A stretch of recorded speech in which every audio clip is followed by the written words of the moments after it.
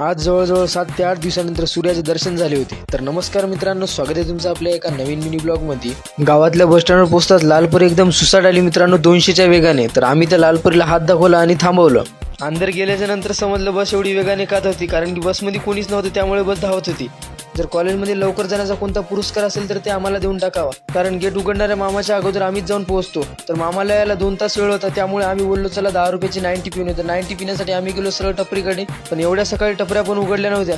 कशी तरी एक आम्हाला टपरी मिळाली आणि तिथं आम्ही गेलो सरळ. काकाला बोललो एक 10 वाली 90 द्या आणि 90 घेतली. मस्तपैकी तिथे निवांत बसलो पहिले आणि नंतर 90चा एक घोट घेतला. नंतर या दोघांची एंट्री झाली. दोघं जण एवढे फास्ट जात होते जसं काय त्यांना कुठलं कॉम्पिटिशन करायचं आहे. त्यांचं कॉम्पिटिशन त्यांनी संपवलं आणि माझं मनोरंजन करण्यासाठी माझ्या करायला आणि फुल कॉमेडी करत होते. कॉमेडीचं ज्ञान संपून आम्ही गेलो वर्गातलं ज्ञान घेण्यासाठी. तर मित्रांनो, आपले चालू झाले आता लेक्चर. थोड्या वेळात भेटू आपण. 10 मिनिटाच्या ब्रेकमध्ये अख्खा वर्ग रिकामा. मोजून आम्ही 6 जण राहिलेलो आहोत मित्रांनो.